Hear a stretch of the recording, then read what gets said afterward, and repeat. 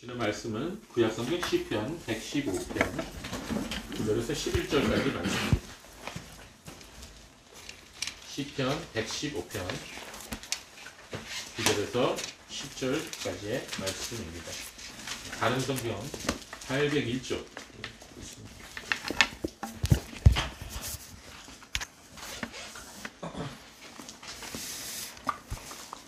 시편 115편 9절에서 11절까지 말씀을 함께 공독하도록 하겠습니다. 이스라엘아, 여호와를 의지하여라. 그분은 너희 도우시고 너희 방패이시다. 아론의 집이여, 여호와를 의지하여라. 그분은 너희 도우시고 너희 방패이시다. 여호와를 경외하는 너희는 여호와를 의지하여라. 그분은 너희 도우시고 너희 방패이시다. 아멘. 네, 오늘은 종교개혁주의를 기념하는 주일로 우리가 지키고 있습니다. 오늘 종교개혁주의 말씀을 여러분에게 전합니다. 미국에서는 10월 31일이 할로윈데이예요. 할로윈데이 아시죠? 만성절이라고 있습니다. 천주교에서. 이 만성절이라고 하는 말은 모든 성인들의 날이다, 이런 뜻이에요. 11월 1일 바로 전날일 10월 31일을 모든 성인의 날 전야일이다, 이렇게 말을 합니다. 그래서 이날을 할로윈이다, 이렇게 말을 하는데요. 만성절이 11월 1일이고 만성절 바로 전날이 만성절 이브날이에요.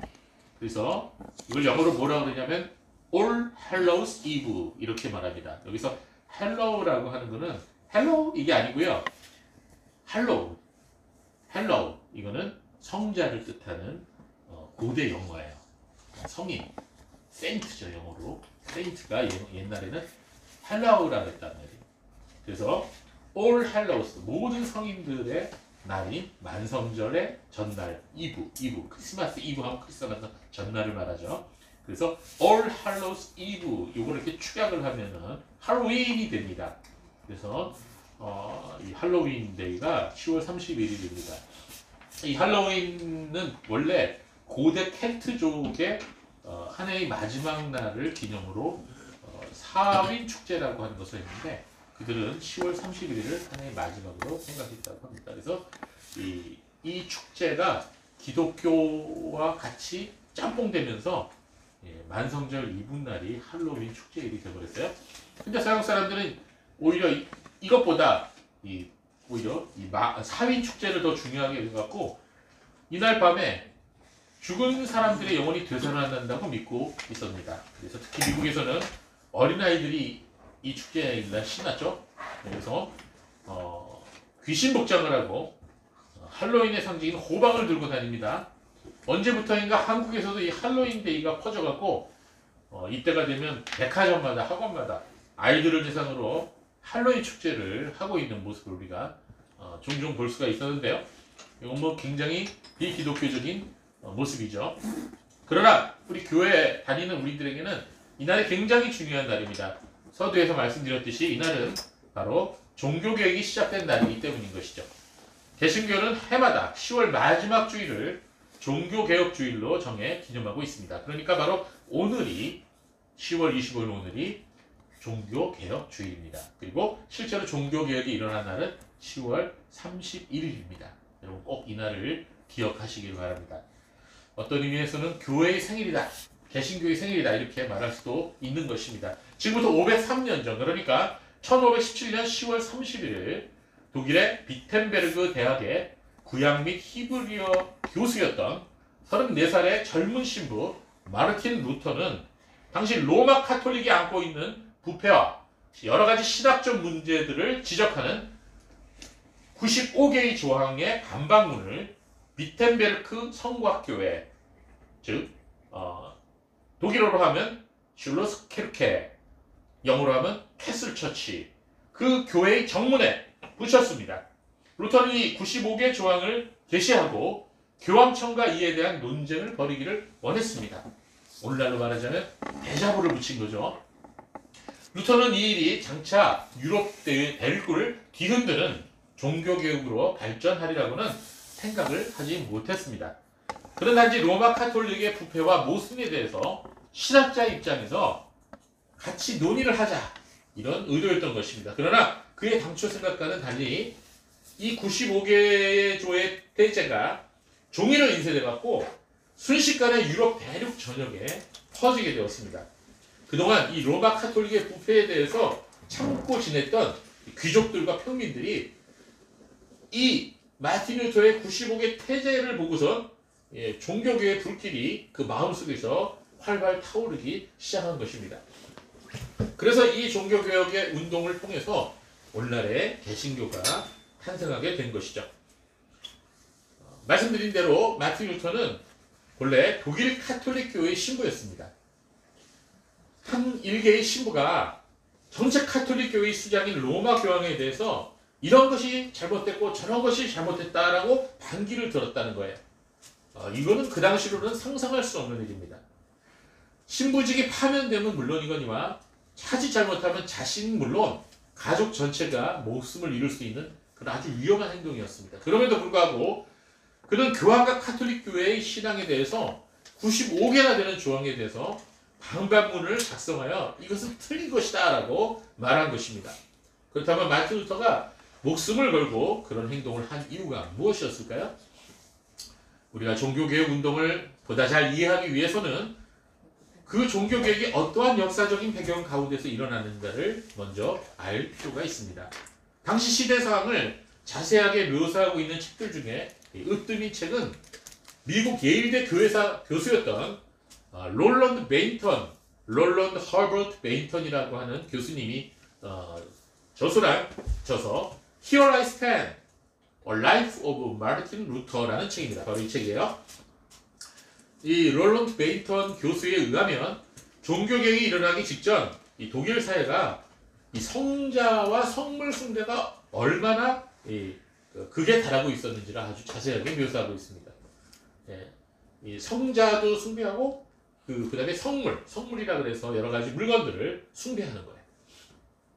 성자의 이름을 따라 아이들의 이름을 지었고 신도들은 거의 매주마다 어떤 성자를 기념하는 그런 예배에 참석하고 있었어요. 대표적으로 예를 들자면 나중에 후일에 마르틴 루터를 황제와 교황으로부터 지켜준 사람이 있었는데 그 사람이 삭손이라고 하는 지방의 영주 선제후라고도 하죠. 이 선제후는 그 당시 신성 로마 제국의 황제를 뽑을 수 있는 그런 자격을 갖고 있는 영주를 말해요. 높은 사람이죠. 프레데릭이라는 분이 굉장히 이 성물을 모으는 것에 굉장히 열심히 있었다고 합니다. 이 사람의 공식 명칭은 프레데릭 3세예요. 그리고 별명이 있어요. 별명이 뭐라고 그러냐면 프레데릭 더 와이즈, 영어로 그렇게 말합니다. 아주 현명한 처사를 많이 했었기 때문에 프레데릭 후세의 사람들이 프레데릭 더 와이즈 이렇게 그 사람을 불렀습니다. 자, 그런데 이 프레데릭이 그 이름에 걸맞지 않게 천주교에 굉장히 열심히 했고 각종 유럽을 여행을 좋아했어요. 이 사람이 여행을 하면서 이 성물들을 모아들였는데 1509년에 자그마치 5,005가지의 성자의 유물들을 소장하고 있었어요. 그런데 그것은 천주교에서 연옥이라는 곳에서 1440년간의 형벌을 감해줄 수 있는 그런 공로라고 합니다. 그럼 그가 모집하고 있었던, 소유하고 있었던 이 성물이 어떤 것이 있는지 한번 예를 들어볼까요? 예수님의 이마를 찔렀던 가시, 그걸 가지고 있었대요. 진짜인지 아닌지 잘 모르겠지만 성 제롬이라고 하는 분이 있었는데 그분의 이빨 하나 갖고 있었답니다. 성 크리스토스톰이라는 분이 있는데 그분의 이빨은 4개 갖고 있었대요. 성 버나디 이빨은 6개, 성 어거스틴의 이빨은 4개, 성모 마리아의 머리카락 4개, 옷조각 3개, 허리띠 4조각, 예수님의 피가 묻은 마리아의 면사포 7조각, 예수님의 강보 1조각, 구유 13조각, 그리고 동방박사가 가져왔던 금 1조각, 모략 3개, 예수님의 수염 1가닥, 예수님의 손을 못 박았던 못 1개, 최후의 만찬 때의 떡 1조각, 예수님이 승천할 때 딛고 섰던 돌 1조각, 모세의 불구는 떨기나무 1가지. 여러분 이게 다 믿어지세요? 저랑은 이거 하나도 믿어지지 않는 것 같은데 이걸 다 소유하고 있었어요. 1520년에는 성자들의 뼈를 모았는데 그 뼈가 모두 자그마치 19,013개나 모았다고 합니다. 와. 이와 같은 성물을 보고 교황이 면죄부를 하사하는데 그 면죄부의 그 공로가 연옥에서 190만 2202년을 연옥에서 감해줄 수 있는 그런 엄청난 그런 공로를 인정받을 수 있는 성물이었다. 자, 이거는 성경에도 없는 연옥서를 천주교에서 만들어냈기 때문인데요. 이 연옥이라고 하는 것은 영어로 purgatory, 라틴어로는 purgatorium이라고 하는데 이 연옥이라고 하는 거 여러분 들어보셨어요? 천주교 다니는 사람들 굉장히 이 연옥을 중요하게 여겨요. 천국으로 가기에는 좀 부족해요, 자격이. 그런데 지옥에 갈 만한 사람은 또 아니야. 그러니까 어정쩡한 사람이야. 이런 사람을 천국에 가기 전에 어디부터 가는 거예요? 연옥에 가는 거예요. 예. 그래서 큰 죄를 짓지 않는 죽은 자들의 영혼이 머무르는 곳이 연옥인데 이 연옥이 그냥 편하게 지내는 곳이 아니야. 굉장히 고통스러운 곳이에요. 예. 그래서 여기에서 지내는 동안에 자기가 이 세상에서 지은 죄를 속죄하고 씻는 거예요. 그리고 천국으로 가기 위한 준비를 하는 겁니다. 그런데 이 연옥에서 뭐 1년, 2년 있는 게 아니야. 몇백 년은 뭐 보통 이거 몇천 년, 몇만 년 있는 거야. 근데 이 연옥 교리를 가지고서 천주교가 어떻게 이용해 먹었냐면 이 천주교인들을 마음껏 조종해 먹었어요. 천주교인들로 죽어서 연옥에서 오래 고통받지 않으려면 교회와 교황이 시키는 대로 너도 순종해야 된다. 이렇게 얘기한 거예요. 자, 예를 들어서 주일 미사에 빠졌어? 연옥에서 1000년 더 썩어야 될 것 같아. 뭐 이러는 거죠. 예. 잘못된 죄를 지었어? 연옥에서 10,000년 더 썩어야 될 것 같아. 뭐 이런 식으로 교인들을 협박한 거죠. 예. 그런데 이 연옥서를 가지고 가장 많이 이용해 본 게 이제 조금 이따 나오지만 면죄부 판매. 예. 자, 그리고 그뿐만이 아닙니다. 당시 독일에서는 미신 사상이 아주 만연돼 있었는데요. 사람들은 숲하고 바람과 물속에 요정들과 귀신들과 유령들과 마녀들이 모여서 산다고 믿고 있었습니다. 오늘날에 이와 같은 영화들이 되게 많이 제작이 되는데요. 그 당시에 사람들의 생각을 보여주는 거예요. 중세 카톨릭 교회는 의도적으로 사람들에게 공포와 소망을 번갈아 주면서 사람들의 마음을 사로잡고 있었어요. 지옥의 공포를 주면서 아울러 성례와 면죄부를 통한 사죄의 길을 제시해 주었고 하나님을 때로는 아버지로 소개했다가 때로는 무서운 심판자로 보여주는 그런 방법을 취했습니다. 그래서 이 천주교인들 항상 하나님을 무서운 분으로 심판자로 알고 있는 거예요. 마틴 루터도 그랬어요, 옛날에는. 그뿐만 아니라 그 당시에는 이 성직 매매가 유행하고 있었는데요. 이 성직 매매가 뭐냐? 성직을, 신부직을 돈 받고 파는 거예요. 파고 살고. 말이 안 되죠? 오늘날로 얘기하자면 목사직을 돈 받고 사고 파는 거예요. 한 예를 들어드릴게요. 독일의 브란덴베르크라고 하는 지역에 알보트라고 하는 분이 할베르슈타트와 마그데부르그의 감독이었어요. 감독이면 굉장히 높은 직책입니다. 신부 중에서도. 그런데 그 독일의 교구 중에 마인츠라고 하는 교구가 제일 큽니다. 마인츠라는 교구의 감독직이 비게 됐어요. 공석이 됐어요. 그러니까 이 알버트가 욕심이 생겼어요. 내가 저 큰 교구에 내가 감독으로 가고 싶다. 그래갖고 교황한테 나 저기로 보내주시오 라고 요청했던 거예요. 자, 오늘날도 이와 비슷한 일들이 벌어지고 있어요. 지방도시의 교회를 담임하고 있었던 어떤 목사님이 서울의 부촌에 있는 교회에 담임 목사직이 공석이 됐어요. 그래서 자기가 부임하던 교회를 헌시장처럼 내던지고 교계의 영향력 있는 목사님의 도움을 얻어서 그 교회 담임 목사로 부임한 사례가 있습니다. 이런 일이 비일비재했어요. 자, 그래서 그 당시도 이 알버트가 나 이 작은 곳에 이 감독으로 있기 싫으니까 나 저기 마인츠 제일 큰 교구의 감독으로 나를 보내주시오 하고 교황한테 얘기를 하니까 교황이 뭐라 그랬냐? 12,000 두카스를 내라. 왜냐면 두카시라고 하는 거는 그 당시에 이 화폐 단위예요. 화폐 단위. 1차 세계대전까지 유럽 전역에 널리 사용됐던 금화예요. 기축통화예요. 오늘날 유로화의 조상격이다 이렇게 말할 수가 있어요. 두칸. 이 12,000두칸은 어마어마한 돈입니다. 12,000두칸을 내라 그랬어요. 내가 너 거기다 보내줄 테니까. 그러니까 알버트가 7,000으로 합시다. 그랬어요. 그러니까 서로 두 사람이 왔다 갔다 하다가 어떻게 됐어요? 10,000두칸의 낙찰을 받습니다. 10,000두칸을 내라. 그래서 이 알버트도 이제 시인을 오케이 하고 콜을 했죠. 콜하고 이 10,000두칸을 냈는데 10,000두칸이 어디 있겠어요? 그래서 은행에서 빌렸어요. 은행에서 빌려갖고 이제 교황에 바치고 자기는 이 감독으로 이제 마인츠 교구의 감독으로 가게 됩니다. 여러분 그 유럽 여행을 가신 분은 알겠지만 이탈리아 로마에 가보면 아주 유명한 그런 관광처가 있죠. 바로 바티칸 공화국입니다. 가보셨죠? 네. 그래서 그곳에서 가장 볼만한 관광지가 바로 성베드로 성당이에요. 성베드로 성당. 휘황찬란한 성당이에요. 전 아직 못 가봤습니다. 우리 지선이 가보신 것 같아요, 그렇죠?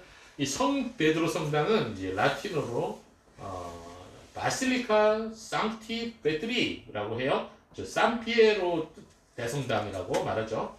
바로 베드로 성당이죠. 이 바티칸의 이 베드로 성당은요, 어마어마한 오랫동안 지었어요.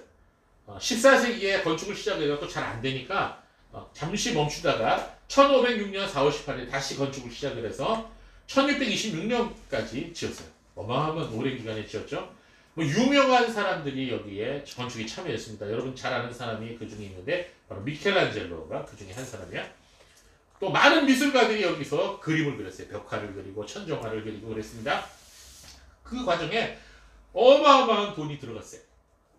이게 다 천주교인들 주머니에서 나는 돈이에요. 그런데 그 상당 부분이 바로 면죄부 판매 금액으로 이게 충당이 됐다는 것입니다. 알버트 감독은 이 돈이 없어서 이 후거가의 은행, 후거라고 하는 그 집안의 은행을 하고 있었는데 거기서 빚을 졌단 말입니다. 돈을 빌렸단 말입니다. 그러니까 교황이 어떻게 했냐면은 네가 지금 빚을 졌으니까 내가 너의 그 영토 안에 8년 동안 면죄부를 팔 수 있는 그런 권한을 주겠다. 네가 그 면죄부를 8년 동안 팔아서 그 돈의 반은 성베드로 성당 건축비로 내고 반은 네가 빚을 갚아라. 이렇게 서로 합의를 하고 이제 마인츠 감독이 자신의 그 교구 안에 그 면죄부를 팔기 시작합니다. 그래서 곰곰이 생각해보니까 이 면죄부를 자기가 직접 팔 힘이 없으니까 그 당시 면죄부 판매를 가장 잘하는 이로 소문난 tet젤이라고 하는 신부를 데리고 옵니다. 도미니칸 교단의 수도사예요. 그래서 그가 비텐베르그 성 밖에서 면죄부를 판매하기 시작합니다. 그거는 모금의 퀴즈였어요. 서커스를 불러다 놓고 막 서커스를 하고 사람들을 모아요. 그러고 나서 거기에서 그냥 강의를 하고 면죄부 효과를 선전합니다. 교황의 권위를 나타내 보이는 십자가도 보여주고 면죄부 교소를 공중들에게 보여주면서 웅변조로 이렇게 말합니다. 여러분의 동전이 괴짝에 짤랑하고 떨어지면 즉시 여러분의 부모와 형제 자매의 영혼은 연옥에 있다가 천국으로 들어가게 됩니다. 이 말이 한마디로 면죄부를 사는 사람들에게 있어서 그 가족들이 먼저 돌아가셨다면 그 사람들이 연옥에서 고통받고 있다가 그 동전 소리, 짤랑 소리와 함께 천국으로 올라간다는 그 말입니다. 말도 안 되는 얘기죠.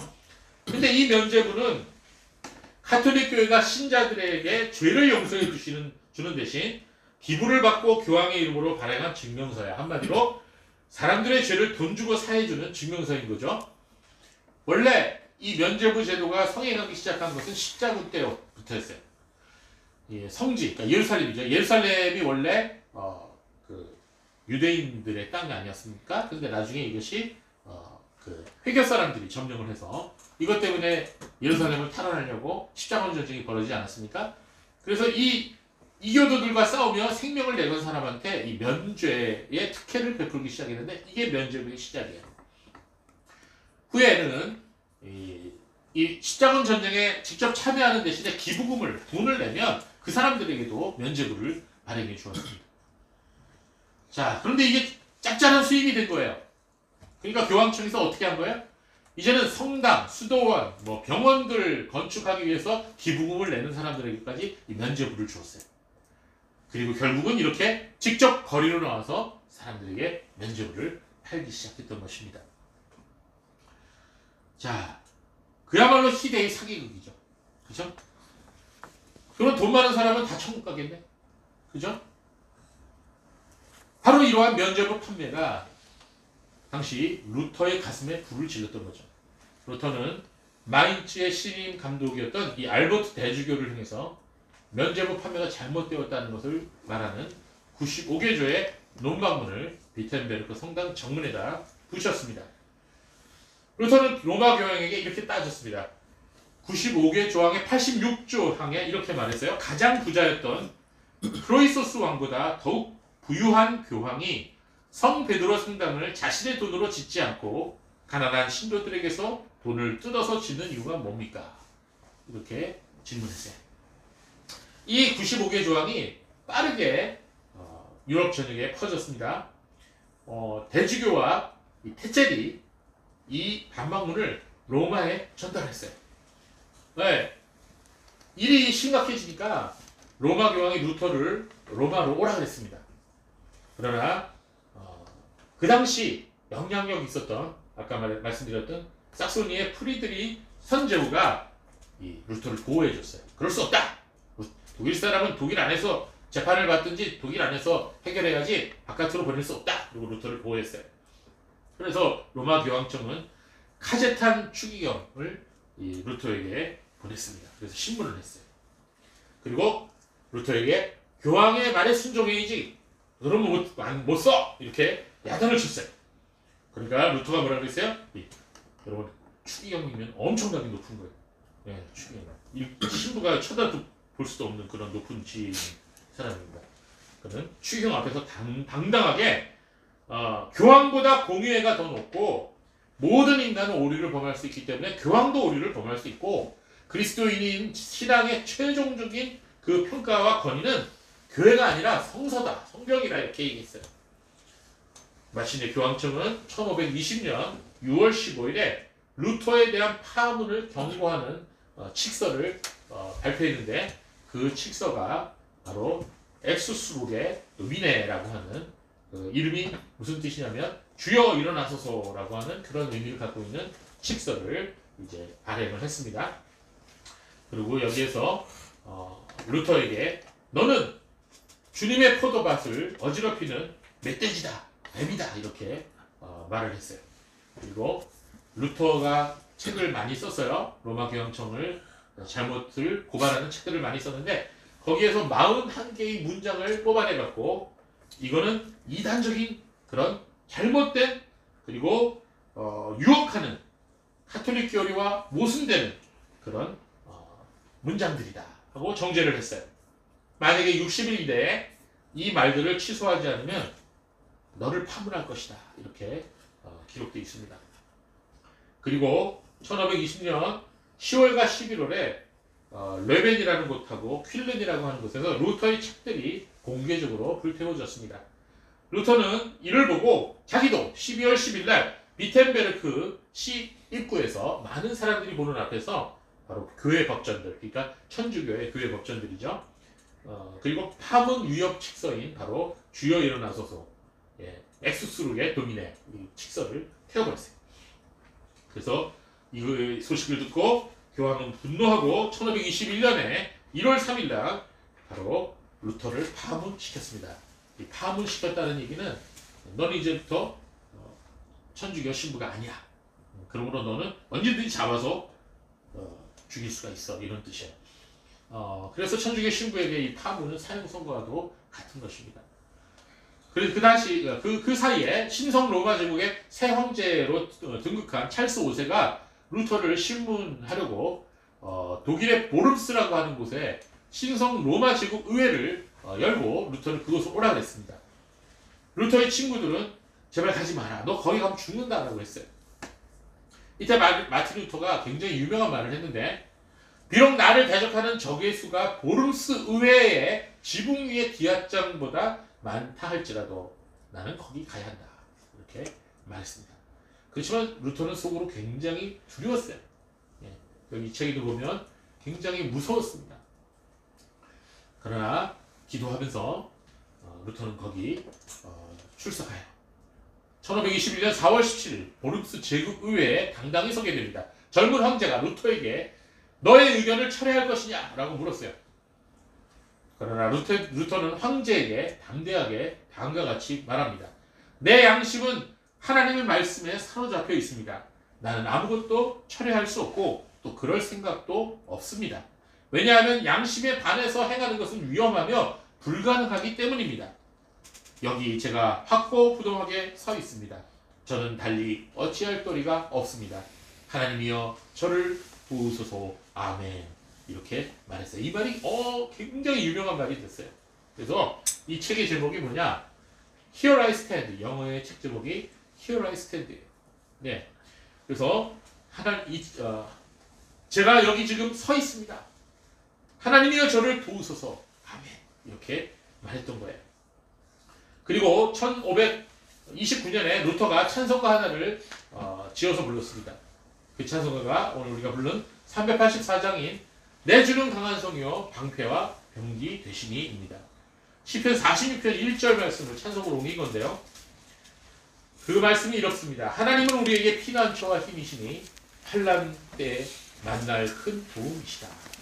루터는 이 찬송가를 작사도 하고 그다음에 작곡도 했어요. 아주 유명한 찬송이죠. 굉장히 오래된 찬송이죠.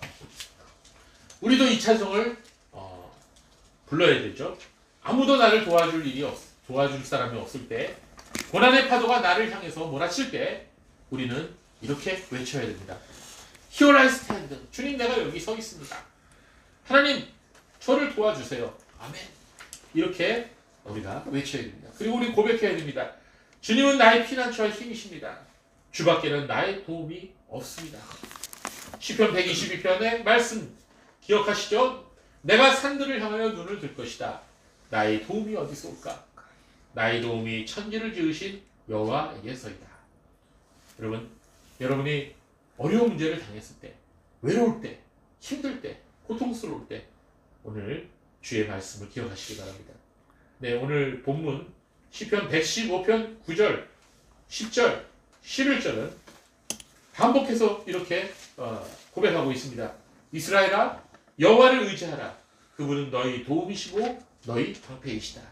아론의 집이여, 여호와를 의지하라. 그분은 너희 도움이시고 너희 방패이시다. 여호와를 경외하는 너희는 여호와를 의지하라. 그분은 너희 도움이시고 너희 방패이시다. 똑같은 말을 계속해서 반복하고 그 앞에 나와 있는 그 이스라엘이든지 아론의 집이라든지 여호와를 경외하는 너희라든지 이건 다 하나님의 백성들을 말해요. 곧 저와 여러분을 말하는 겁니다. 여러분, 하나님은 우리의 도움이시고 우리의 방패이십니다.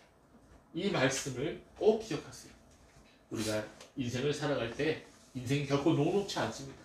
너무 어려운 일이 많이 일어나고 힘든 일이 많이 일어나요. 여러분이 나이가 많으면 많을수록 그걸 더 많이 깨닫게 될 겁니다.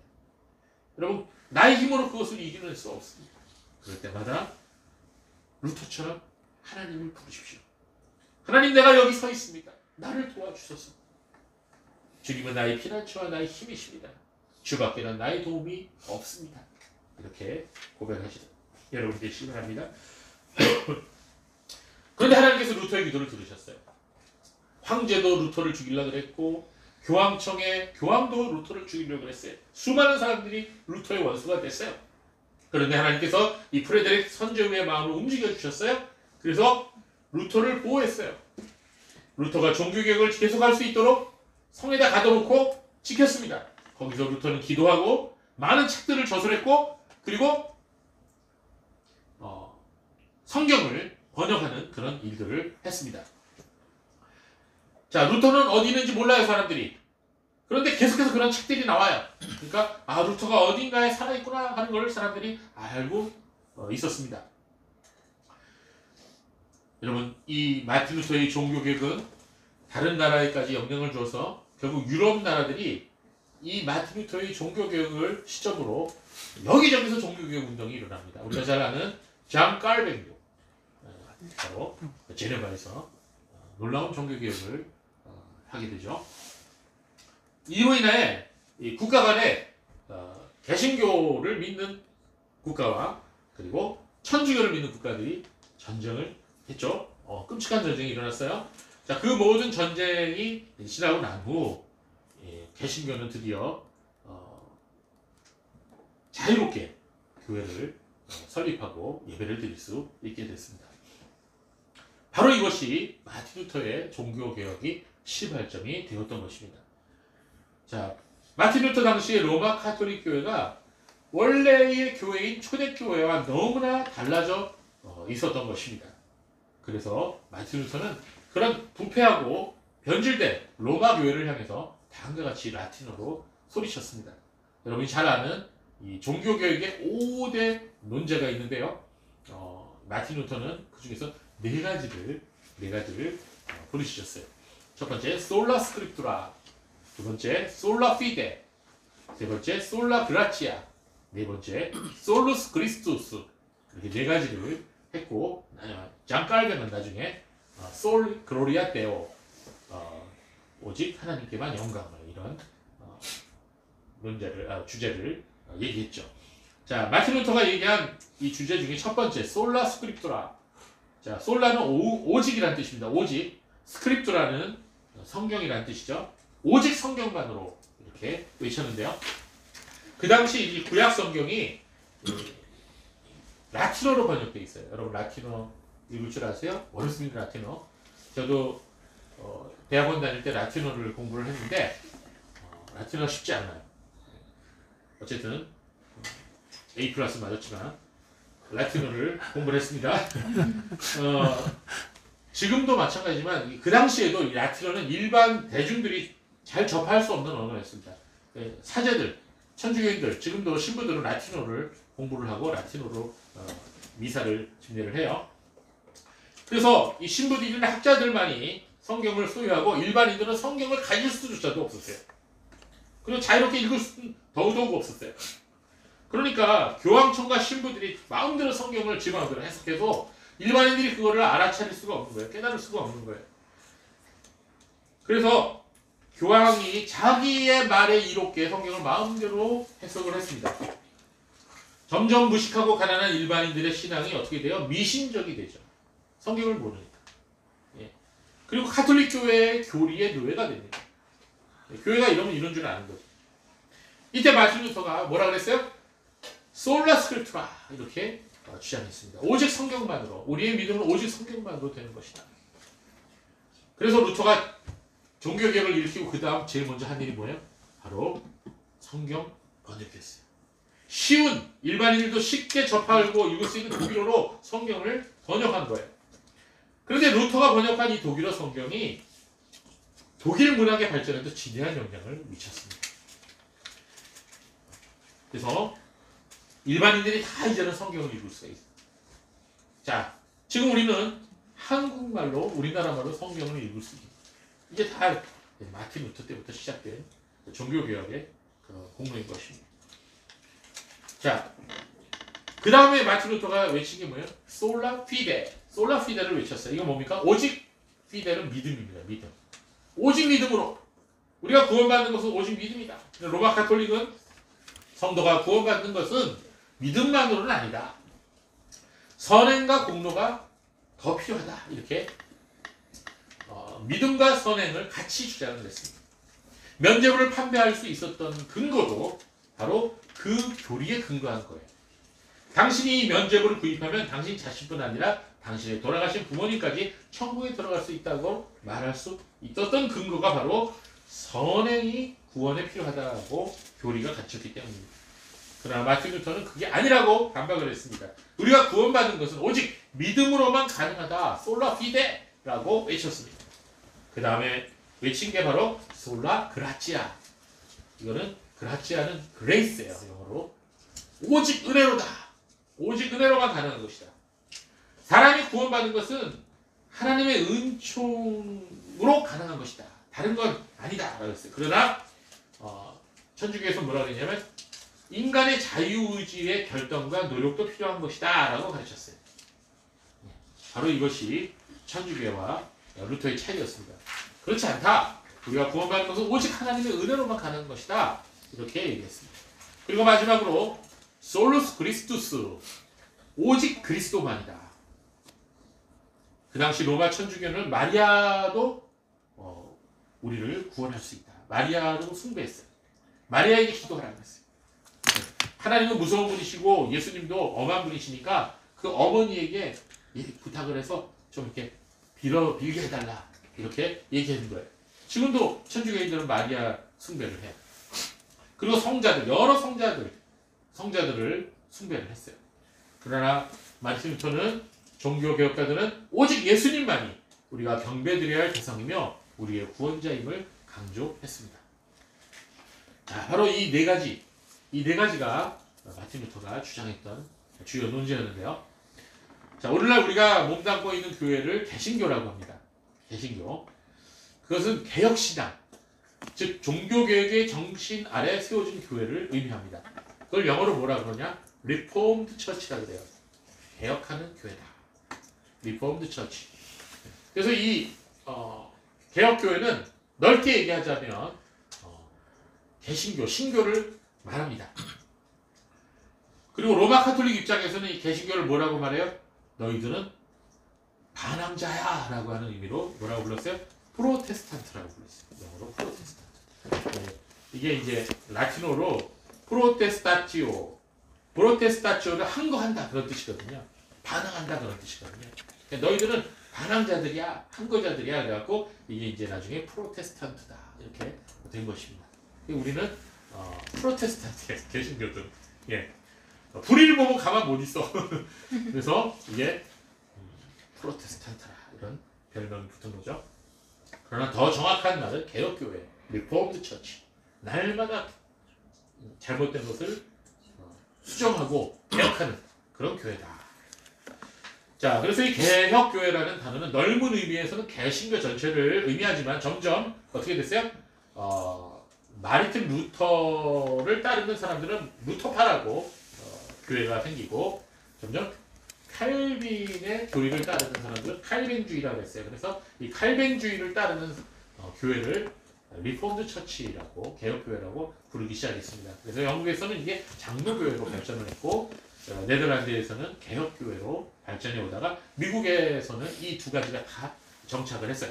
자, 우리나라에는 어떤 교회가 많아요? 장로교회가 많죠. 장로교회. 장로교회도 결국 리폼드 처치 개혁교회입니다. 전체. 그런데 어떻습니까? 지금은 장로교회를 보세요. 개혁교회라고 할 수가 있나요? 개혁교회의 많은 유산을 다 잃어버렸습니다. 너무 변질됐어요, 지금 장로교회가. 그래서 요새는 이 리폼드 처치, 즉 개혁교회라는 말을 교단하고 상관없이 신교도 개혁주의를 다시 회복하고 그 전통을 이어가고 그 교리를 고수하는 교회들을 개혁교회다 이렇게 말을 많이 하죠. 예, 맞습니다. 그 언어가 의미하는 대로 이 개혁교회는 잘못된 전통이나 삶으로부터 우리 자신을 끊임없이 개혁해 나가는 교회가 되어야 한다. 그런 의미가 되겠습니다. 하나님께서 우리에게 주신 이 말씀, 이 복음의 본질이 훼손되거나 사람들에 의해서 왜곡되었을 때 그것은 아무리 오래된 전통이라 할지라도 분명히 개혁해야 된다. 이렇게 개혁교회는 말합니다. 여러분, 그래서 끊임없이 자기 자신을 개혁해 나가는 교회라고 개혁교회를 정의할 수가 있는데요. 그렇다면 무엇을 기준으로 개혁을 해야 할까요? 그것은 바로 하나님의 말씀입니다. 개혁은 하나님의 말씀이 기준이 되는 거예요. 즉 말씀으로 다시 돌아가야 된다는 거예요. 그냥 뭐든지 다 뒤엎어버리고 뜯어고치자는 게 아니에요. 하나님의 말씀으로 다시 돌아가고 말씀으로 회복하자는 게 바로 개혁교회의 정신입니다. 옛날에 이 배를 항해하거나 아니 여행을 했을 때 방향을 알 수가 없죠. 근데 뭐 GPS가 있어요? 뭐가 있어요? 없죠. 내비게이션이 있나? 없잖아요. 그래서 그 사람들은 그때 옛날 사람들은 뭘 보고 방향을 잡았죠? 별을 보고. 그러다가 나중에 나침반이 발명됐죠. 그래서 나침반을 보면서 내가 지금 가고 있는 방향이 바른 방향인가를 점검하고 순간순간 방향 수정을 해서 올바른 목적지로 갈 수 있었습니다. 성경이라고 하는 창문을 통해서 세상을 바라보고 바로 세상을 우리가 평가하라는 거죠. 둘째는 이 말씀은 성경 말씀은 거울이다. 거울 삼아서 이것을 자기 자신을 비춰보라는 거죠. 그래서 나의 뭐가 잘못됐는지 죄를 깨닫고 회개하라는 것이죠. 그래서 이 개혁의 대상은 나 자신부터 시작되어야 되는 거예요. 그리고 우리가 출석하고 있는 교회, 그것이 먼저 개혁의 첫 번째 대상이 되어야 되는 것입니다. 여러분, 마귀는요, 옛날에는 초대교회를 300년 동안 핍박했어요. 초대교회, 로마 제국의 10형제들이 300년 동안 너무너무 기독교를 끔찍하게 핍박을 했습니다. 그러나 그러면 그럴수록 교회는 더 많이 전도가 되어서 수많은 사람들이 로마 제국 안에 기독교가 퍼져 있습니다. 마귀가 이제 전략을 바꾸죠. 어떻게 바꿉니까? 예수 믿고 교회에 나오면 오히려 사람들의 칭찬을 받고 사람들의 부러움을 사며 예수를 믿으면 권력이 생기고 돈이 생기고 이런 식으로 교회를 전략을 바꿔서 타락시켰습니다. 바로 그래서 이 마귀는 그런 방법으로 진리를 왜곡을 해왔어요. 하나님의 말씀을 잘못 해석하게 만들고 잘못 이해하게 만들고 잘못 적용하도록 미혹해 온 것입니다. 여러분, 신학대학에 가면 이 성경 해석학이라고 하는 분야를 배우게 됩니다. 매우 중요한 과목인데요. 성경을 우리가 읽을 때 이 성경을 어떻게 해석하느냐가 굉장히 중요해요. 그래서 그걸 해석학이라고 하는데 이 해석학을 어떻게 적용하느냐에 따라서 그 결론이 천차만별이 납니다. 똑같은 성경 말씀이지만 너무나 다른 결론이 나는 이유는 해석학적인 차이 때문입니다. 마르틴 루터의 저작 중에 마르틴 루터가 책을 많이 썼는데 그 중에서 대표작 하나가 뭐냐면 교회의 바벨론 포로라고 하는 책입니다. 아주 유명한 책이고 아주 중요한 책이에요. 루터는 이거에서 이 천주교의 7성례를 다뤘습니다. 7성례. 이게 뭐냐면 성경에는 2가지 성례밖에 없는데, 즉 세례와 성만찬 이 2가지 성례밖에 없는데 천주교에서는 거기다 5가지를 더 더해갖고는 견신례, 혼례, 안수례, 고해성사, 종부성사 이렇게 5가지를 더해서 7성례를 천주교에서는 말합니다. 그거 가지고 천주 교도들을 한마디로 노예처럼 부리고 산다. 그래서 이 책의 제목이 교회의 바벨론 포로다. 교회가 바벨론의 포로로 잡혀갔다. 이런 거죠. 말씀에서 벗어난 잘못된 해석을 함으로 말미암아 전통이나 인간 중심의 말씀 해석을 한 거죠. 근데 오늘날의 교회도 천주교를 닮아갑니다. 오늘날의 교회는 역시 그 당시와 마찬가지로 포로로 잡혀 있습니다. 잘못된 성경 해석이 교회를 포로로 잡아간 것입니다. 여러분, 제가 신학대학 다닐 때만도 민중신학이 그렇게 판을 쳤어요. 해방신학, 민중신학. 그래서 이거 가지고 공부를 하고 데모를 하고 그리고 반정부 투쟁을 하고 그랬습니다.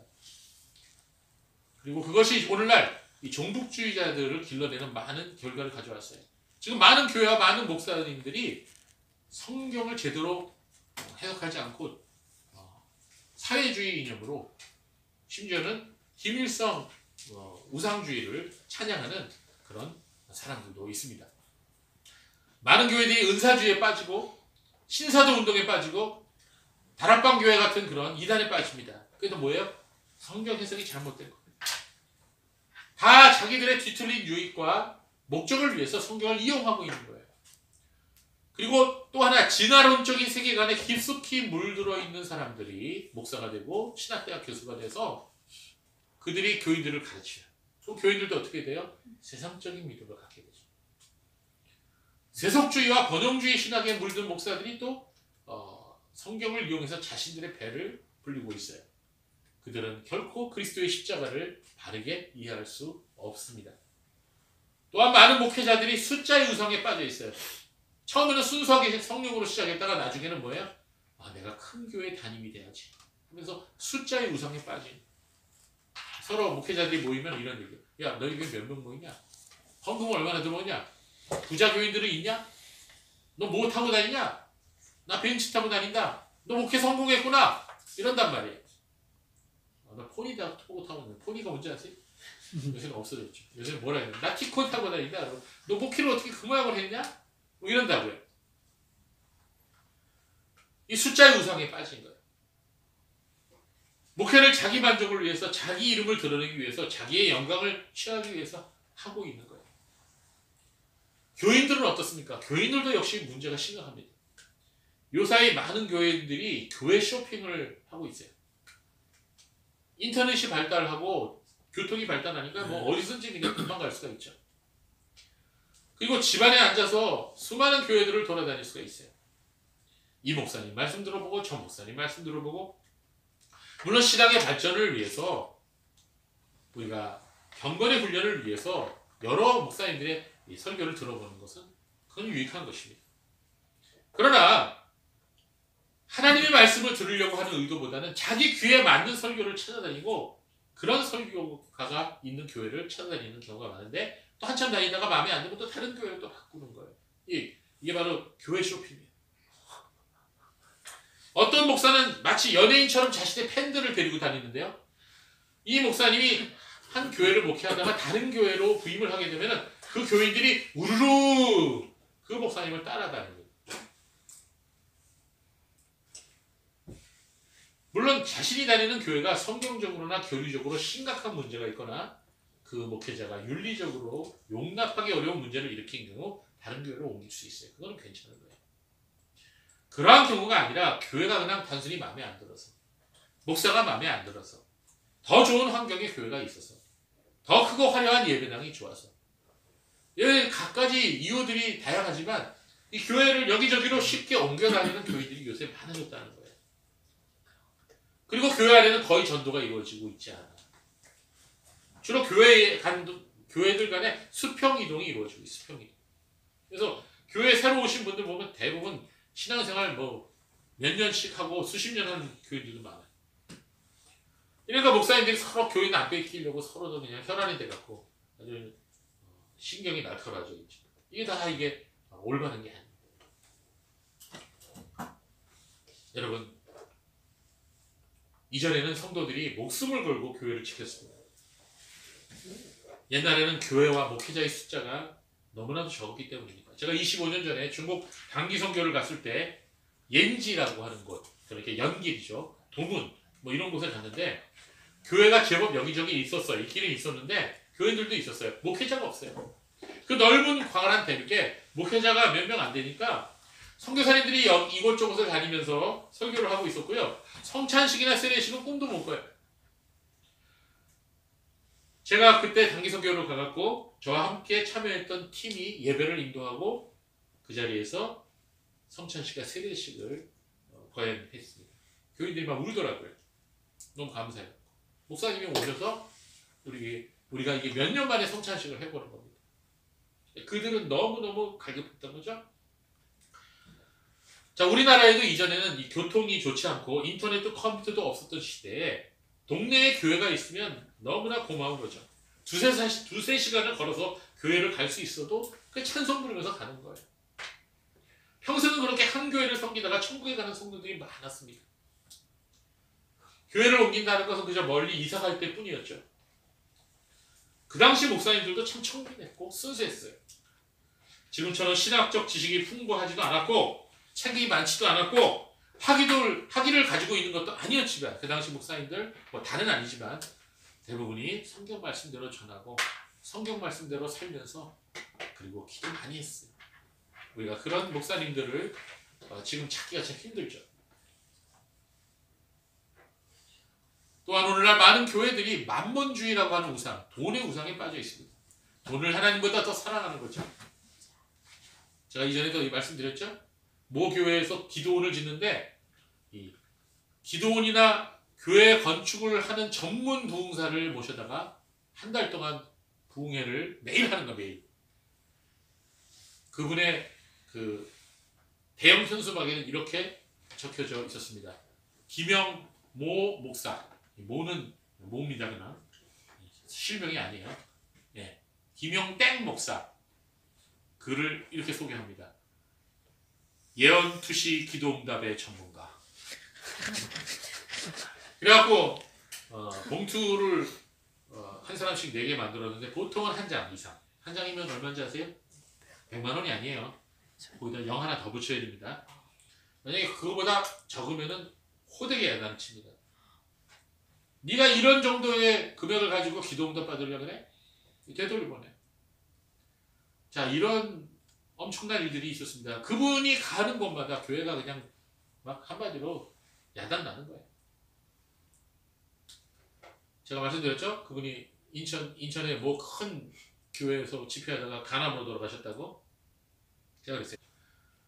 그리고 모 교회에서는 보통 중직이라 그러죠. 이것도 맞는 말이 아닌데 교회에서 중요한 직분을 세우는 그런 선거를 하고 이제 당선된 분들을 이제 장립을 하고 장로 장립을 하고 안수집사 그리고 권사를 세우는 그런 행사를 하는데 예배를 드리고 보통 이때 장로 1인당 얼마를 내요? 2억을 내라.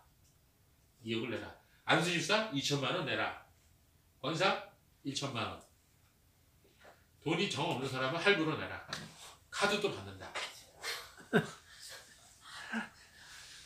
자, 이게 뭡니까? 성직매매 아닙니까? 자, 돈의 액수는 좀 차이가 있지만 많은 교회들이 이런 식으로 직분을 받을 때 돈을 요구해요. 그리고 먼저 된 직분을 받은 사람이 나도 냈는데 너라고 안 내냐? 이렇게 얘기합니다. 압구정동에 있는 어떤 교회에서 이 직분자를 뽑는 선거를 했을 때 그 선거 운동을 했는데 그 선거 운동 때 돈 봉투가 교인들한테 뿌려졌는데 놀라지 마세요. 한 봉투당 20만 원이 들어있었습니다. 역시 잘 사는 교회는 잘 사는 교회답게 크게 놀더라고요. 제가 있었던 강남의 모 교회에서는 직분자 선거할 때 그 교회를 세운 장로 5인방이 있어요. 이 장로 5인방이 마음대로 움직이는데 자기가 마음에 들지 않는 사람들을 후보들을 낙선 운동을 시켰습니다. 이게 책에도 나와요. 목사님들이 모여서 총회를 이루는 회의가 있습니다. 이 총회에서 총회장과 부총회장을 뽑는데 보통 선거할 때 돈이 드는데 얼마가 드냐? 보통 3억 이상이 든다. 그래서 그 3억을 본인이 되는 게 아니라 교회 재정으로 된다. 자, 교인의 피땀 흘린 돈. 여러분 주일날 헌금 드릴 때 그 돈이 얼마나 귀하게 번 돈이. 예?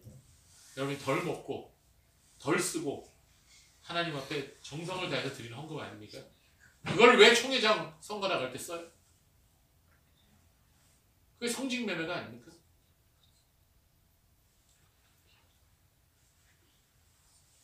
어떤 담임 목사가 큰 교회 담임 목사인데 부교육자를 뽑을 때 전도사나 부목사를 뽑을 때 이런 질문을 면담에 했다 그래요. 당신 말이야 여기 교회 들어오면 어떤 문제가 생기거나 어떤 일이 생기면 하나님 뜻대로 할 거야 아니면 담임 목사 뜻대로 할 거야? 라고 물었어요. 정답이 뭐게요? 여러분 같은 뭐라고 대답하겠어요? 담임 목사 뜻대로 하겠습니다. 그런 사람은 붙었어요. 하나님 뜻대로 하겠습니다. 야, 너 혼자 하나님 뜻대로 해. 자, 어떤 면에서는 하나님 뜻대로 한다는 말이 자기가 잘못 판단할 수 있죠. 네. 그렇기 때문에 담임 목사에게 순종하라는 의미로 받아들일 수 있어요. 그렇죠? 이런 질문 하면 안 되죠. 아무리 그래도. 자, 어떤 교회는 교회를 담임 목사가 설립한 게 아니라 장로가 설립을 하는 교회가 있어요. 이런 곳은 담임 목사는 바지사장이고 월급쟁이고 소유주는 설립장로입니다. 그냥 마음에 안 들면 언제든지 갈아치워. 타이어 갈아 끼듯이 목사를. 그러나 이런 많은 문제들보다 더 큰 문제는 교회 안에 들어온 인본주의와 세속주의예요. 지금 많은 교회와 목사들이 종교교회의 주제인 이신층의 교리를 버렸습니다. 다시 카톨릭으로 돌아가고 있어요. 카톨릭과 연합을 추구하는 교회도 있어요. 신앙의 선배들이 피 흘리면서 목숨 걸고 지켰던 말씀과 교회들을 헌신짝 버리고 있습니다. 이로 인한 결과가 뭘까요? 교인들이 타락하고 있습니다. 일요일은 주일인데 평일은 죄일이에요. 죄 짓는 집 날이에요. 평일은 그냥 세아스라하고 똑같이 술 취하고 죄 짓고 그리고 도적질합니다. 교회 다니는 사람하고 믿음 없는 세상 사람들 사이에 전혀 구분이 되지 않는 그런 세상이 되었어요. 마르틴 루터가 종교개혁을 일으켰던 그 당시보다 더 부패하고 더 타락한 상황이 현 시대 교회의 모습이다. 우리는 마르틴 루터가 종교개혁을 일으켰듯이 우리 안에 잘못된 점들을 주님의 말씀에 비추어 날마다 우리 자신을 돌아보고 우리 교회를 돌아보고 개혁해 나가는 주님께서 기뻐하시는 교회가, 주님께서 기뻐하시는 성도가 되어야 되겠습니다. 오늘 마르틴 루터가 오름스 국회에서 소리쳐 외친 이 말, 하나님이시여 제가 여기 서 있습니다. 나를 도와주소서. 아멘. 이 말처럼 우리는 삶의 순간순간 하나님만 의지하고 하나님만 높이는 그런 성도, 교회가 되시기를 바랍니다.